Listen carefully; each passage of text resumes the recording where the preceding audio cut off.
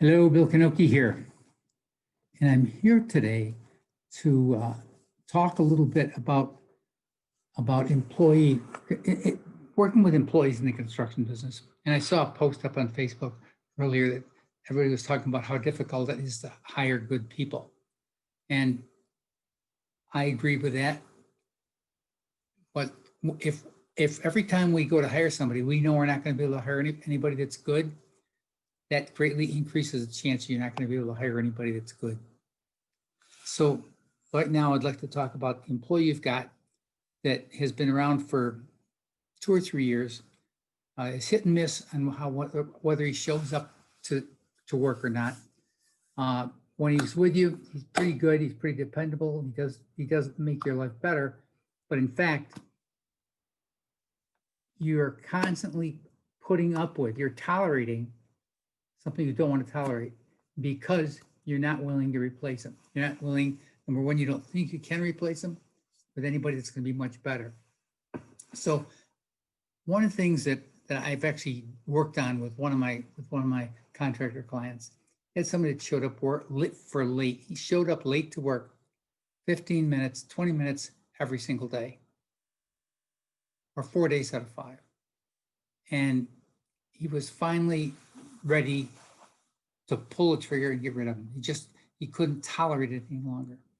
I said, okay, before you do that, what if you bring him in and have a conversation with him?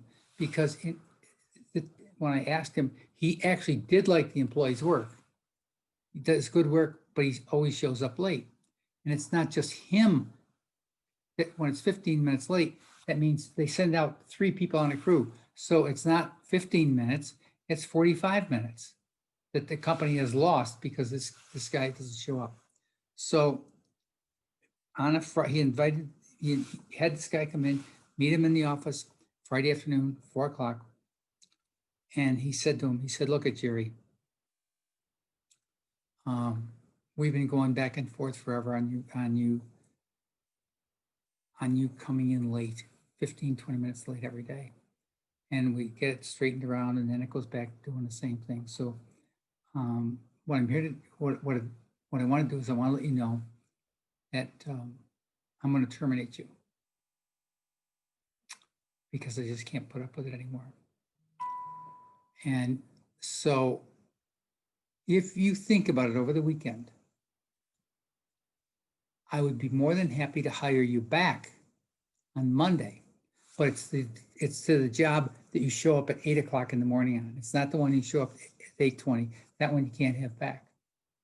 But if you'd like that back, be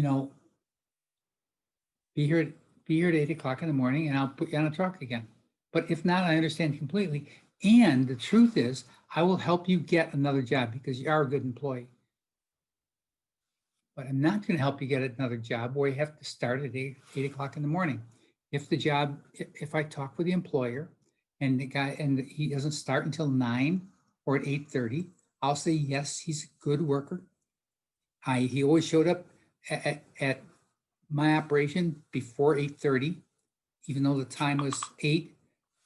I will recommend you to him that you get that job. And so he came back on Monday and applied for the job he originally had, the one that starts at 8 o'clock in the morning. And doing it that way without gutting them, because what happens is we tolerate somebody like this. We tolerate. And then finally we get fed up to here. And when we fire that person, we actually gut them. We let them know what a no good Nick they are. We go on with all this stuff. We may even swear at it a little bit. And not doing that makes a big difference. Allowing him to go home and think about it makes a big difference. Telling him that if he doesn't want the job back, you'll help him get another job has a pretty good impact on him. There's a funny part I'll tell you as we move in. So the guy came back on that Monday, applied for the new job, and he made him apply for the job over again, do all the paperwork, the whole thing. And the gentleman I know I worked with the company for another 6 or 8 months, and as far as I know, he's still there. The funny part about it is, um, another person came to me that knew what I had suggested, and he said, you know, I thought about what you did. And he said, I actually wrote a resignation letter and I put it in my desk and went home as if I'd turned in that resignation letter on Friday. And he said, when I came back to work on Monday and I thought about resigning and all the good things I think about the company, he said, I was so happy. And he said, I came back with a completely different outlook on life because I turned that resignation letter in as if I'd handed it to the owner, but I didn't. He said, I really want to thank you for that. So it takes a little bit of what it does, it actually takes thought. And what happens is when we're mad, we aren't thinking. We're finally fed up with it. He does something that tips something over and bang, we go and we got him. So I'd like to suggest that if that's how you approach it, you won't have as much turnover to start out with. And then when you put an ad in the paper, when you're going to hire somebody, don't write a standard ad.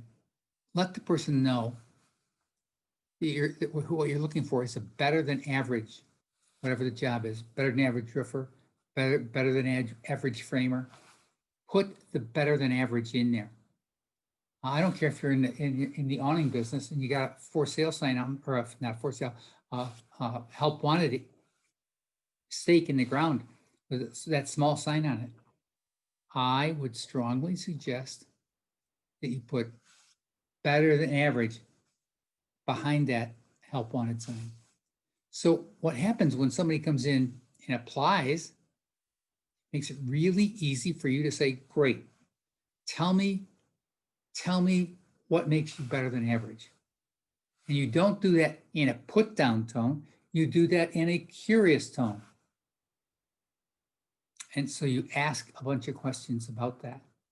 And you ask him and you say to him, okay, it sounds right to me. And you get his work history and say, so are you okay with me calling the last 2 companies you've worked with and see if they'll tell me the same thing? I'd just like to validate it. I want you, again, I need you to do that in the same tonality I'm talking to you right now with.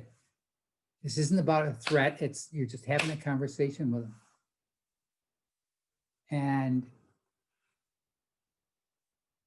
doing that, the person may reframe their statement a little bit with how they did it. You've made it plain, and you're no longer hiring somebody you hope is going to work out. You hire somebody with a spirit, you're looking for somebody that's better than average. Guys come in and he's answered a bunch of questions. He think he could be better than average. And that's how you've set him up. I'd like you to know that this guy is the guy that's always going to be there early. So a lot of what happens in our life is a result of the energy we put out. When we're happy, we seem to make other people happy. When we're upset, we can upset other people. So if you start to, when you're hiring somebody, when you start to know that there's going to be 10 good people that apply for that job, amazing stuff starts to happen. I worked for another company recently where the guy said he'd put an ad in the paper, or he'd put an ad in on one of the online forums. And he said, I've done it 3 times. And he said, I really haven't had anybody show up. And I said to him, well, what's the ad say? And he said, I don't know. I used the one that the company suggests. He bought a franchise. And I saw the ad and I said, well, this is not an ad that's going to attract what you want to get. So I had him fill out a form that had some of the words that he would use to describe his ideal employee. We put an ad together. We put it in the same place. But that time, he had 38 people apply for the job. So it's really important to have the right words in the right order so that separates you from everybody else that's trying to hire people. And you need to really take that on seriously. So that's it for now. My name is Bill Knoche. You can find me at letstalkselling.com. This probably is going to go up on a couple of YouTube channels, and then I'll post it as I have a chance when I'm in some of the Facebook groups I'm part of. So you can send me an email or a message from LinkedIn. Again, Bill Knoche, and again that's at letstalkselling.com. Thank you very much. I appreciate your time.